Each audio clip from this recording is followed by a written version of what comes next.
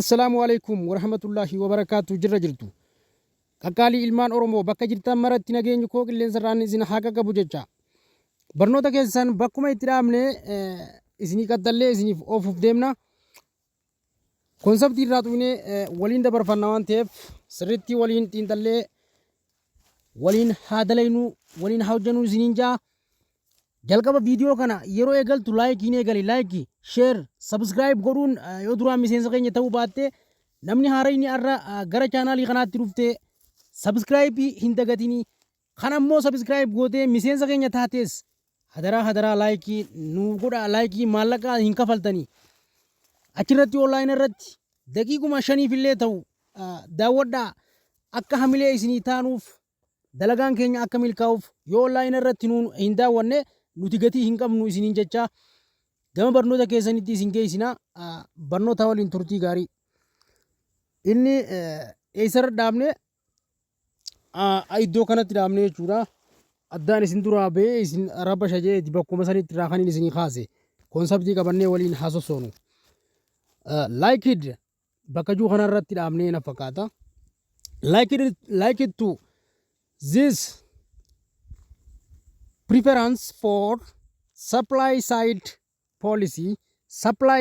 policy are economists termed as supply sider example akka supplieronni dubbatanitti jechuudha supplieronni warreen dhiheessitoota kun jechuudha warreen dhiheessitoota kun jechuudha fakkeenyaaf laalaagaa warreen dhiheessitoota kun akka ja'anitti jechuudha namuu yaada mataa isaanii lafa kaaniitii jiran jechuu wanta kanarratti dhiyeessa irratti jechuudha kota kun fakkeenyaaf eenyu hayyoonni tokkichi outer lafar 1940 and what Robert Mandel isaan jaaman kun jechuudha bara 1932 haga bara 2020 takkaatti warreen supplier siderii warra ta'an jechuudha sideroota maalirratti dhiheessitoota mootummaa wajjinis warra waliin mormuu turan jechuudha gibira mootummaaf mootummaan haala jiruuf jireenya ummata biyyattii irratti jechuudha hayyoota Awurooppaa keessaa warra yaada akkasii irratti wal mormuu ture jechuudha wanti kun gartee hotuga maal irratti isaan kun wanni isaan irratti mormuu turan maali yoo jennee waliin laalle tokkoon isaanii maali walii laallame maaliif akkas jedhan isaan maaliif yaada kana morman tokkoon isaanii namoonni dhiheessi fakkeenyaaf jechuudha namoonni dhiheessan gidduu seenummaadhaan jechuudha fakkeenyaaf mootummaa fi ummata gidduu seenuudhaan gabaa keessatti tuffachuun bu'aa jallisuu gibiraa irratti jechuudha gibirri wanta kana irratti jechuudha waan silaa hojjettee harkatu san irratti akka dhaabbatu isa sanii wajji akka wal madaalu isa irratti cimsanii ibsuu irratti jechuudha gorsi imaammata isaanii maali isa kana ture jechuudha the government intervention in the market isaan jidduu mootummaa jidduu seenanii jechuudha and what emphasize the distorting effect of taxation taxi kana jidduu seenanii jechuudha kana jechuun amma their policy advice is to cut tax rates taxi addaan muranii maal godhanii stimulate the economiin akka stimulate ta'u ni godhan jechuudha asirratti maali wanti kun gidduu seenuu wanta bu'aa gibiraa kana jallisuudhaan jechuudha gorsi imaammata isaanii maal ture imaammata diinagdee kana kakaasuuf gibira hir'isuudha uummatarraa gibira hir'isuudha dalagaan isaanii kana jechuun maali wanti akkanaa kun jira jedhanii mootummaa wajjin falmuu eegalan baasii mootummaa hir'isuun hin barbaachisu sababni isaas gibira hir'isuun garuu ofumaa waan kafaltuuf waan dalaydu kanarra dhaabbattee wanta dandeettii keetiin madaalu waliin kaa'uu qabdaa. Kanarra jiraa wantummaan dalagaa hundaatuu jedhanii baasii mootummaa ittisuu irratti ba'uun to'achuu isaanii wanni kun hin barbaachisu. Fakkeenyaaf sababa qabatamaanis irratti arginee jirra jedhanii maal godhanii in the argzaat. There is what? No need to cut government spending because the tax cut will pay for itself. Hence, there is what? No need to restrain public spending on the defense. For example, we're having what? Excuse to substability in cut of the tax rate. Substantially in the what? Substantially cut the tax rate nuun jechaa jira laal. Asirra dhaabbatee asirraa irratti haa ol deebinu. Eessirraa mootummaan wanta kana akkatu haa godhu haa dhaabu. Eessirratti gorsa kana haa dhaabu. Wanta uummataa fi gibira kana gidduu jiru kana addaan haa baasu. Namni waan dalageen wal cinaa qabee waan kana lafa haa kaayyatu jechuu irratti jechuudha. Filannoon isaanii kana haa ta'u. Filannoo uummataatii fi kan mootummaa wal dhabsiisuuf asirratti wal falmii godhan. Yeroo kana baasii mootummaa ni barbaachisa. Kun immoo wanti silaa isaan harkatanii fi gibirri kafalamuus waliin wal madaaluu qabaa jaanii irratti ni murteessan. Kanaaf wanti kun gorsi imaammata isaanii kun maali? Dinagdee kana kakaasuuf gibira hir'isuudha. Hir'inni immaas gibira ofumaafuu waan kafalu baasii mootummaa hir'isuudha jechuudha. Kun ammaas hin barbaachisu. Kanarraa ka'uudhaan ammoo baasii mootummaa irratti maali?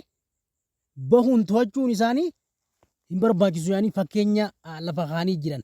Fakkeenyi isaan kahan maali? For example, giddu galeessatti jechuudha. Waan kanarra dhaabbatanii for example, wall having an excuse to what? Substantially cut the tax rate. Kana godhan jechuudha. Wanni isaan godhan maali? Wanni kun hin ta'u. Kun hin barbaachisu. Wanni barbaachisu ammoo kanarraa ka'uun maali? Lafa kaa'amee qaamni giddu galeessummaadhaan waan kana dhiyeessu jechuudha. Akka fakkeenyaatti wanni isaan fudhatan jechuudha. Safartuu gibiraa haalaan hir'isuu sababa qabaachuudhaan isa kana dhaaban jechuudha. Giddu galeessummaadhaan falmii kanarra dhaabbatanii maal?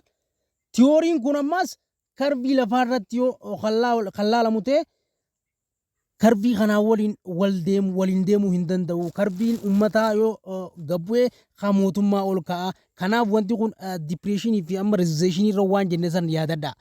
Asirratti wal dhabaa jaanii yaada kanarratti ni morman jechuudha. Asirratti jarri kun hootu gaamma. Haala kanaan the central element of the argument. The central element of this argument lies in the lever curve. Curve kana waliin maal ta'uu qaba? Theory that was formalized ta'uu qaba by what? Arthur Laffer to show the relationship between tax rate and what? Tax rate and the amount of tax revenue that is collective by government. Wanti mootummaan sassaabuuf hammi gibiraa giddugaleessaan qabamu sun jechuudha. Wanta san dalagamu wajjin wal madaaluu qabaa jechaa jiran bar. Hootu asirratti siifin hima. Maali kun? Kanarraa ka'uun ammaa isaanis hayyoonni kun jechuudha. Qaamni giddugaleessummaadhaan falmii kanarra dhaabbatanii jechuudha. Tiyoorii isaanii maal godhanii karbii jechuun amma fakkeenyaaf giraafii wayii ni kaasan. Asirratti imma giraafii dipireeshinii rizeeshinii wanta olii fi gad ta'u jira jechuudha. Asii waliin safartuu kanaa waliin jechuudha. Safartuu gibiraa fi haga galii gibira mootummoonni irratti walii galan jechuudha. Walitti qabaman yookaan irratti walii galanii walii qabachuudhaaf irratti qopheessan kana irratti qabxii falmii isaanis lafa kaan reetiin gibiraa hir'isuun immoo yeroo kana keessatti jechuudha yeroo tokko tokko galii walii gala gibiraa dabaluu akka danda'u irratti murteessan jechuudha.